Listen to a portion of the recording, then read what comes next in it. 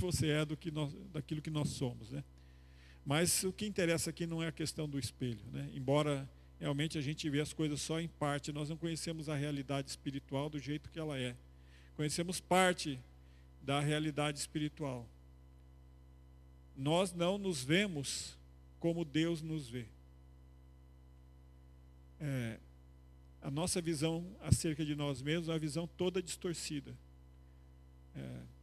Às vezes com excesso de condenação, às vezes com excesso de liberdade, de orgulho. É uma visão toda distorcida, não somente de nós, mas com relação aos outros. Então Deus é que tem a visão perfeita de nós. E esse texto é interessante porque Paulo está falando sobre o amor, né? Ele fala dos dons espirituais e depois ele vai falar, olha, mesmo que eu fale língua dos homens, meu conhecimento, então ele está falando, ainda que eu tenha todo o conhecimento, mas ele fala, ainda que eu também tenha todo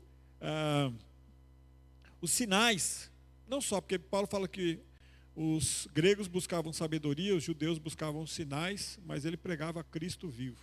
Então, ainda que eu tenha toda a sabedoria, ainda que eu tenha todos os sinais, sinal para mover montanhas, fé, dom de profecia, os mistérios, dom de línguas, mas ainda que eu tenha todo o conhecimento, ainda que eu tenha todos os sinais, toda a fé, e ainda que eu tenha todas as obras, porque aqui diz, se eu distribuísse meus bens para sustento dos pobres, entregasse meu corpo para ser queimado, mas se não tivesse amor, nada teria benefício algum. Ou seja, o amor é algo superior à fé, é superior ao conhecimento, é superior às outras coisas que nós possamos nomear nessa vida.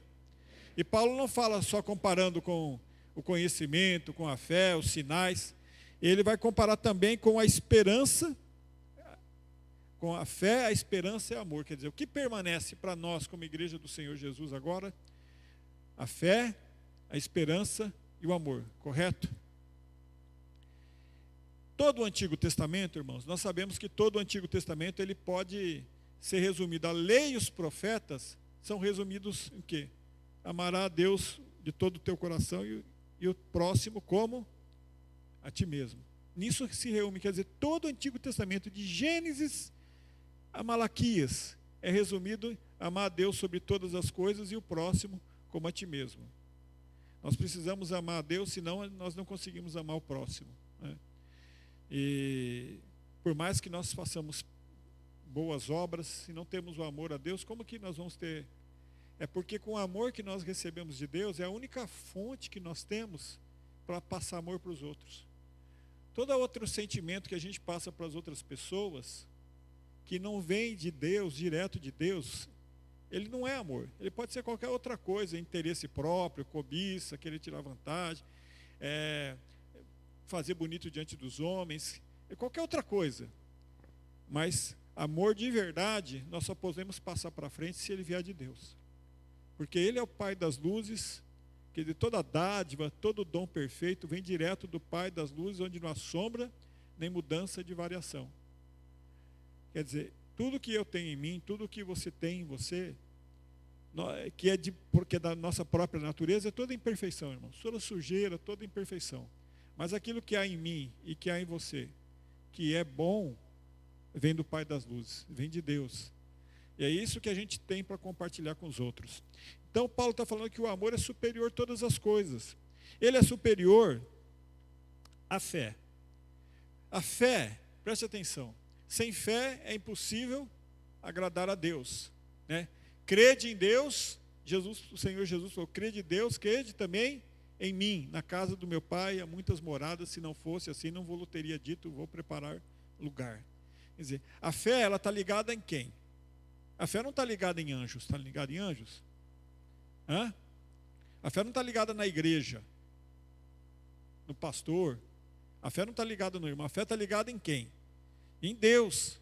A fé tem que ser ligada em Deus, porque Deus fala, é necessário que aqueles que se aproximam de Deus creiam que Ele é galardoador daqueles que o buscam. Ou seja, para mim e a Deus, eu preciso de fé.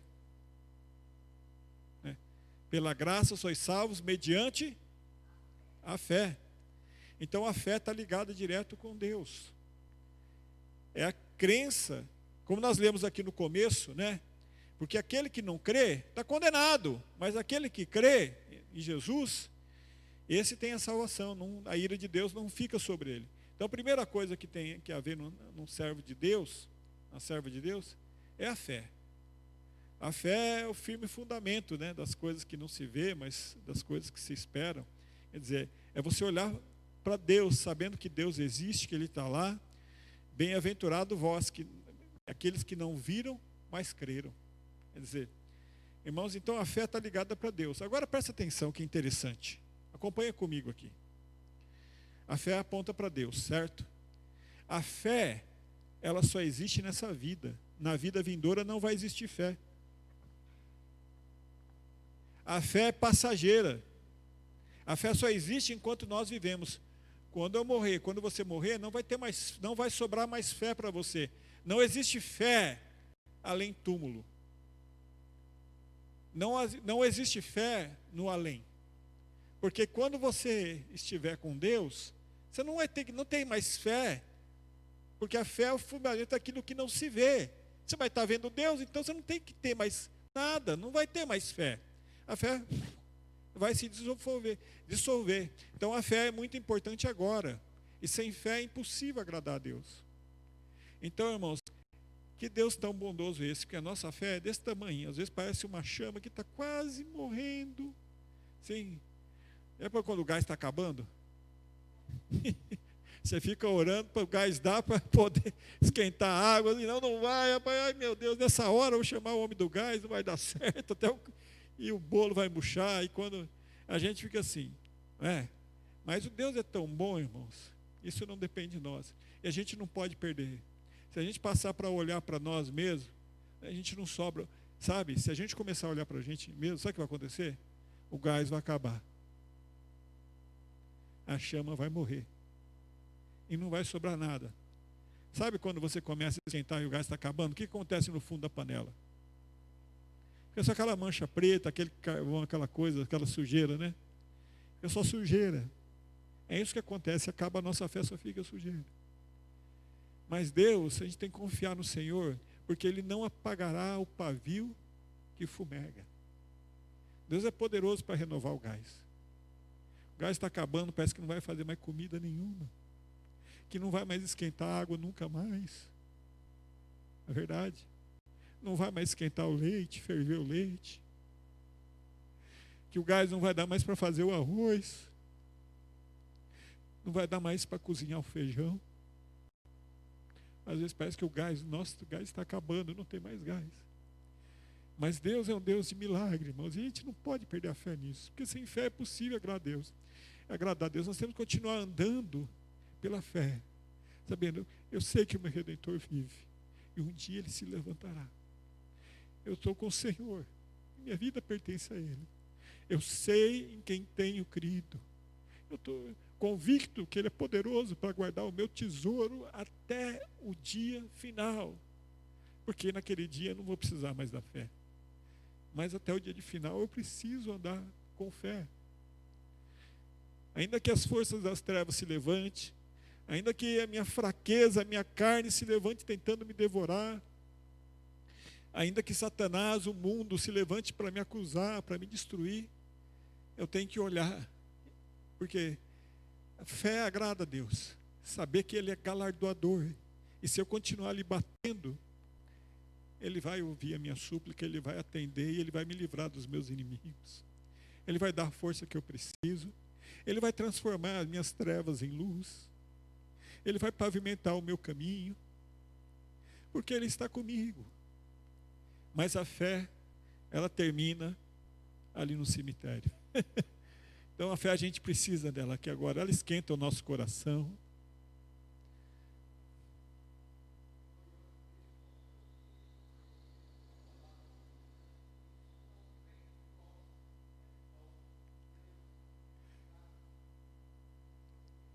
Tem que buscar no Senhor. Amém. Então o primeiro ponto, Paula, fala, vamos comigo agora, para a gente não perder o fio da meada. Bem, bem didático. Portanto, agora permanecem a fé. Qual que é a próxima?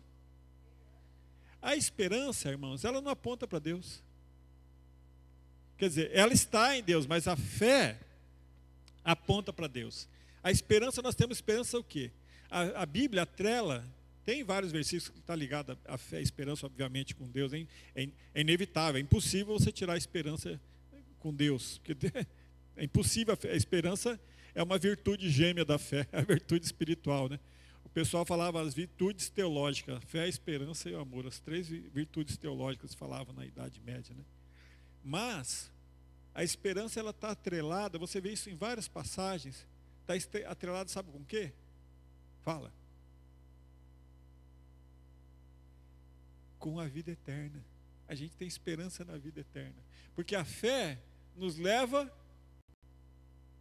até o nosso último dia, né? Guardar o tesouro até o último dia. A esperança, então a fé, eu tenho a fé, e a fé, quando eu estiver na presença de Deus, eu não vou ter mais fé. A esperança também não vai ter mais, porque aquilo que eu estou esperando vai se cumprir. E o que eu espero é a vida eterna. Nós aguardamos, são inúmeros versículos que falam da esperança. Olha que interessante. Abra comigo aí, em Jó, capítulo 27, verso 8.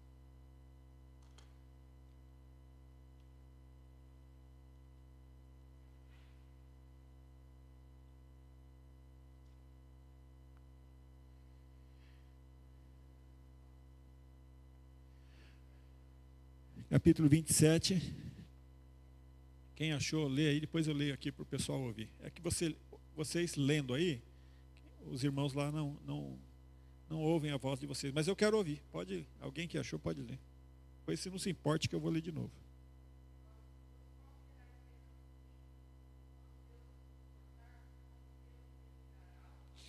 Qual é a esperança do ímpio quando Deus tira a alma? Olha que interessante.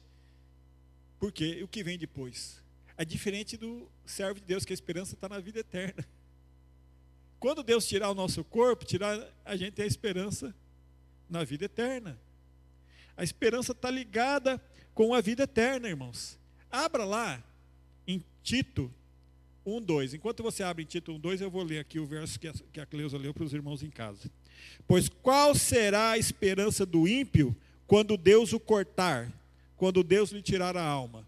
Quer dizer, quando Deus tirar a alma do ímpio, não tem esperança, sobra nada. Mas a nossa esperança, né, está em Deus. A esperança do quê? Lê o versículo, quem achou? Tito 1:2.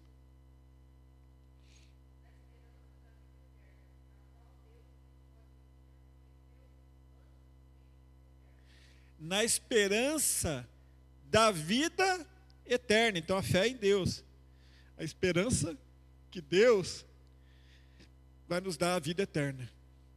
Porque o Deus que não pode mentir, prometeu desde os tempos, quer dizer, lá de trás, que nem ele fala em Efésios, antes da fundação do mundo. Quer dizer, Deus prometeu a vida eterna. Por isso que o Senhor Jesus falou assim: crede em Deus, crede também em mim. Na casa do meu Pai há muitas moradas. Então a fé vai levar a morada celestial. A fé em Deus vai alimentar a nossa esperança nas moradas celestiais. Então a fé aponta para Deus. A esperança aponta para a vida eterna. Quer ver? Abra lá em Colossenses 1:5. Nós lemos mais ainda 1 Tessalonicenses 5:8. Quem achou pode ler.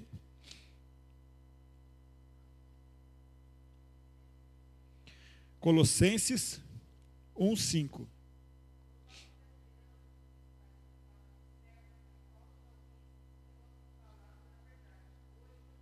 Aí, eu vou ler de novo, o pessoal que está em casa. Né? Por causa da esperança que vos está reservada no céu. Que esperança é essa? A vida eterna. Da qual já ouvistes pela palavra do Evangelho. O que mais? Tessalonicenses 5:8.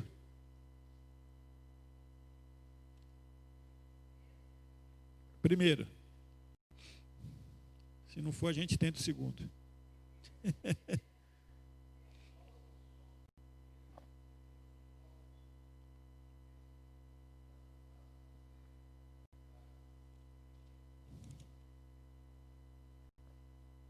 Vai ser difícil vocês alcançarem 2 Coríntios 5:8, porque 2 Tessalonicenses não tem capítulo 5, é só o primeiro mesmo. Então, a esperança tem que ser como um capacete para a gente. Esse capacete que a gente sabe que é a vida eterna, aguardar no Senhor.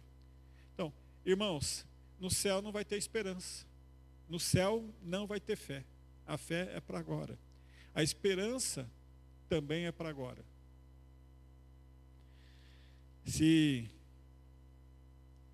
Voltando lá no texto que Paulo nos disse, né? Por enquanto permanece a fé, a esperança e o amor. Agora é interessante, né? A fé aponta para Deus, a esperança, a vida eterna, e o amor aqui nessa vida. Jesus, é interessante, toda a lei e os profetas estão resumindo em 2 mandamentos.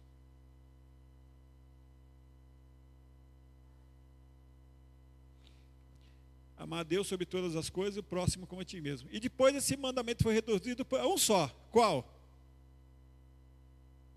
Amar o teu próximo como a ti mesmo. Quer dizer, tudo isso foi resumido. Então o amor, ele vai continuar na eternidade. Por isso que Paulo está falando, agora pois permanece a fé, a esperança e o amor. E o maior desses é o amor. Porque o amor não acaba na vida eterna. A fé não tem na vida eterna. O conhecimento, que é do jeito que a gente tem dons, a esperança, mas a fé, mas o amor ele transcende, irmãos. A gente começa a experimentar dele aqui e a gente vai ampliar esse amor cada vez mais, porque não tem fim o amor de Deus. Durante a eternidade inteira experimentando o amor de Deus e compartilhando desse amor uns com os outros. Então, o amor nesse momento, ele aponta para o próximo. Mostra o nosso amor com Deus, mas como o irmão Eliseu mesmo falou, a fé é dom de Deus. E o amor que a gente tem para Deus. Quando Pedro, lembra a pregação que eu falei esses dias aqui, acho que foi essa semana passada, não sei se foi na quarta domingo. Pedro, tu me amas?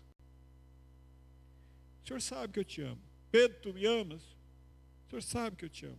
E a terceira vez, Pedro, o Senhor me ama, tu me amas mais do que a esses? E Pedro ficou triste. É como se Pedro estivesse dizendo, Senhor, o Senhor sabe todas as coisas. O Senhor sabe que o amor que eu tenho para o Senhor é um amor tão fraco, tão pequeno, tão débil. Mas ele existe dentro de mim, porque foi o Senhor que plantou, senão não existiria, mas existe porque o Senhor plantou esse amor dentro de mim. O Senhor sabe todas as coisas. O Senhor sabe que eu te amo. Sabe que o meu amor é claudicante, é fraco, ele tropeça, mas o Senhor sabe que eu te amo. Então esse é um amor que precisa multiplicar, e a eternidade esse amor vai se aperfeiçoar. Então amor, irmãos, nós vamos vivenciar o amor e não vai ter fim durante toda a eternidade. Por isso que o amor é importante. O amor é tudo isso que o apóstolo falou. Ele é paciente, ele é benigno. Então, isso, na verdade, irmãos, é bom para o nosso espírito, é bom para a nossa alma, é bom para a igreja, é bom para o mundo, é bom para todo mundo. A gente procurar entender a natureza do amor e vivenciar. Porque o amor não é simplesmente algo da boca para fora. O amor é algo que tem que se materializar de alguma coisa, de maneira prática. Não é só um sentimento. Você mostra daquilo que você gosta, como você cuida daquilo, com o zelo que você tem, como você se entrega, quando você sofre por aquilo. Então, o amor é paciente. Se a gente ama, a gente tem que ter paciência. Se o amor é benigno, se a gente ama, a gente tem que fazer o bem, tem que desejar o bem. Se a gente ama, o amor não é invejoso. Então a gente não pode ficar com inveja nem nada. Tem gente que parece inveja. A pessoa comprou um carro, comprou a casa, vai casar, ou nasceu o filho, ou qualquer outra coisa. Foi na casa da pessoa, viu que a pessoa fez a melhoria. Às vezes o crente não pode ter inveja, não cabe inveja. Sabe, alguém veio contar alguma bênção para você, se alegra. Esses dias veio alguém contar que, eu não lembro quem que foi, contou para mim que Deus abençoou o negócio, eu fiquei tão feliz. Sabe, a gente tem que se alegrar com os que se alegram, chorar com os que choram. Isso é amor, irmãos, é coisa prática, não é teoria. Amor não é uma teoria. Então, isso permanece para a eternidade. Isso é fruto digno de arrependimento. Não é invejoso, não se vangloria, não se orgulha. Isso é difícil para a gente, né, irmãos? Porque o amor, ele não tem... O amor é... O que é orgulho? O orgulho é achar que é melhor que o outro. E o amor não se porta dessa maneira. Ele não busca os seus próprios interesses. Ele não olha a pessoa visando tirar proveito da pessoa para chegar em algum lugar. Porque usar a pessoa como se fosse uma coisa, nada mais é do que isso, buscar o meu próprio interesse. Então, você é simplesmente um trampolim para me chegar onde eu quero. Isso, se eu ajo dessa maneira, se a gente age dessa maneira, isso é buscar os meus próprios interesses. Usar as coisas, as pessoas para os próprios interesses. O amor não tem isso. O amor não se relaciona com as pessoas por causa dos seus próprios interesses. Mas ajuda as pessoas com seus interesses, com as suas necessidades. O amor não se enfurece, né? Como eu disse aqui esses dias, né? Que o sol, não se põe o sol sobre a vossa ira. Irai-vos, mas não pequeis. Às vezes a gente fica nervoso, parece que vai explodir. Ai, ai. Mas o amor, ele não guarda a fúria, não se enfurece nesse sentido. Ele não guarda ressentimento do mal. Sabe, eu caminhando aqui para o final, quero dizer uma coisa para vocês, irmãos.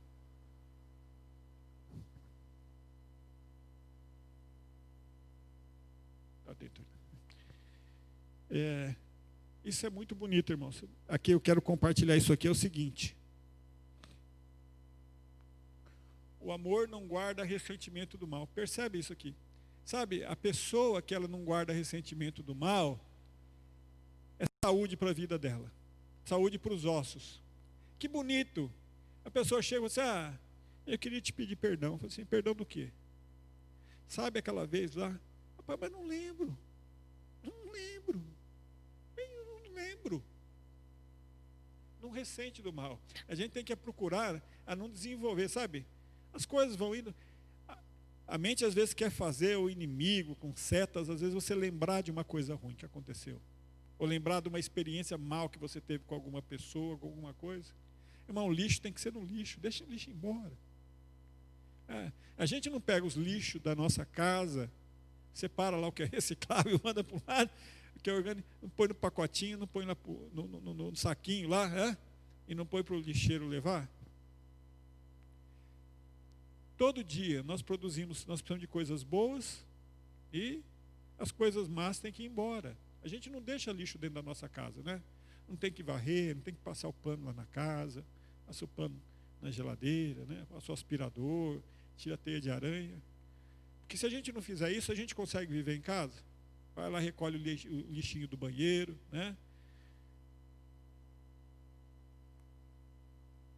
Assim é com as coisas emocionais, com as experiências vividas.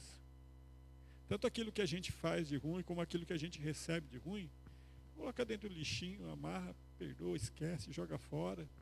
E vamos olhar para frente, irmãos. Porque a gente produz tanto mal todo dia, que se a gente ficar olhando para isso, para o mal que as pessoas produzem, a gente não vive. Por isso que Paulo esqueça das coisas que ficam para trás, eu vou olhar para o alvo. Todo dia a gente precisa limpar a casa da gente. Todo dia a gente suja, todo dia precisa limpar, não é verdade? E você lembra do lixo que você colocou na rua há 2 semanas atrás? Há 1 mês atrás? Lembra?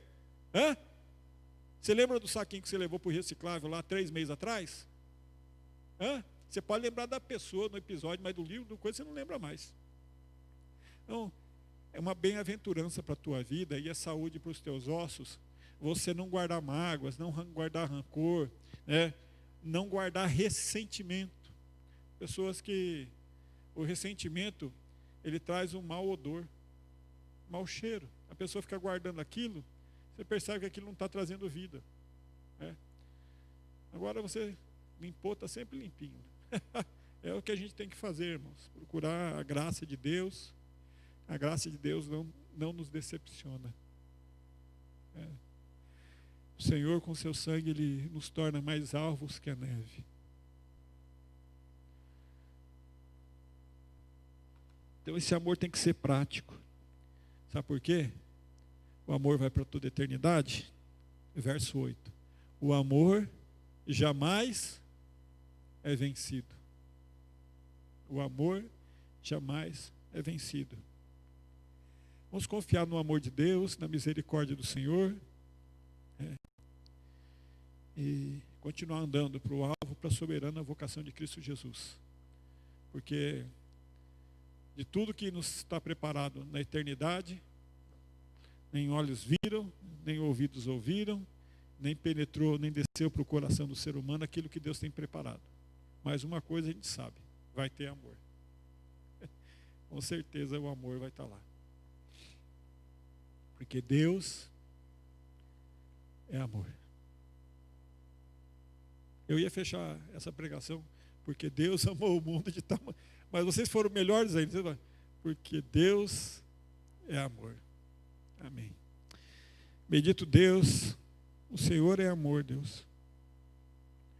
Como Pai amado, o Senhor tem direito de nos corrigir, Deus, de nos castigar, Deus, para o nosso crescimento, Deus. Seja feita a Tua vontade, Deus. Porque nós confiamos que o Senhor é um Deus de amor, Deus. O Senhor não é um Deus maligno, o Senhor não é um Deus mau. Quem está sentado no trono do universo é um Deus perfeito, um Deus infalível que não erra, e um Deus cheio de amor. Um Deus que derrama da Tua graça, Deus, todas as manhãs, Deus. E as misericórdias do Senhor se renovam a cada manhã, Deus. Nós te agradecemos, Deus. Obrigado, Pai. Nós te agradecemos porque a Tua palavra, Deus, é alimento, é esperança para a alma, Deus, é fé e é amor, Pai. Em nome de Jesus. E o Teu amor maravilhoso, Pai, e a graça do Senhor Jesus, e a consolação do Teu Santo Espírito, seja com a Tua igreja, aqui na Bela Vista, em toda a face da terra, agora e para todo sempre. Amém. Deus abençoe, uma boa noite.